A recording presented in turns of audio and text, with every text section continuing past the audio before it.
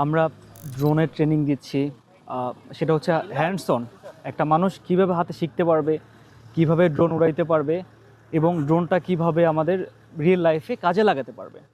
আমরা সেই বিষয়গুলো চিন্তা করেই কিন্তু আমরা ড্রোনটাকে শেখাচ্ছি। আমরা যে শুধুমাত্র ড্রোন শেখাচ্ছি তা কিন্তু না, আমরা বেসিক্যালি ArcGIS-এর সাথে কীভাবে ড্রোনটাকে অ্যালাইন করা যায়, আমাদের গবেষণা সেক্টরের সাথে কীভাবে ড্রোনটা অ্যালাইন করা যায় এবং আমাদের এগ্রিকালচার ফিল্ডের সাথে কীভাবে ড্রোনটা অ্যালাইন করা যায় সেই বিষয়গুলো নিয়ে আমরা শেখাচ্ছি।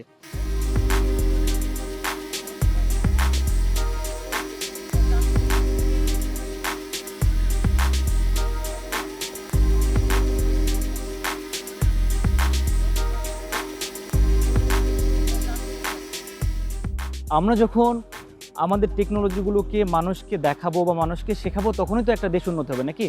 তো আমরা এই কথা চিন্তা ভাবনা করেই আমরা যারা ড্রোন টাকা নেয় বা যারা শিখতে পারছে না, আমরা স্টুডেন্টগুলোর কথা চিন্তা ভাবনা করেই কিন্তু আমরা বেসিক্যালি এই ড্রোনগুলো শেখাচ্ছি। আমরা বিভিন্ন কোর্সগুলো যেগুলো রিয়েল লাইফে ইফেক্টিভ সেই কোর্সগুলো কিন্তু করাচ্ছি।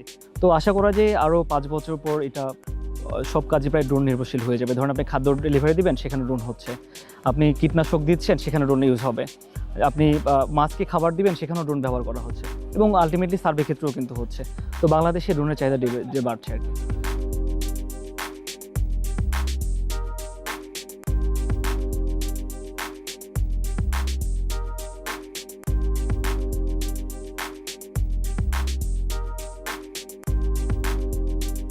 প্রথমত প্র্যাকটিক্যালি আমরা নিজ হাতে উড়ালাম, ব্রিফিং সেটা খুব সুন্দরভাবে হয়েছে। তৃতীয়ত আমাদের প্রথমে থিওরিটিক্যাল ক্লাস করানো হয়েছে, যেটা সত্যি বাংলাদেশের ক্ষেত্রে একটা অবিশ্বাস্য বিষয়। ড্রোনের মাধ্যমে এই পুরো এরিয়াটা আমি একটা ছোট স্ক্রিনে দেখতে পাচ্ছি, এটা অনেক ভালো একটা অনুভূতি যে নিজে শিখতে পারতেছি বা চাইলে একটা ডাটা কালেকশন করতে পারতেছি নিজের রিসার্চের কাজে।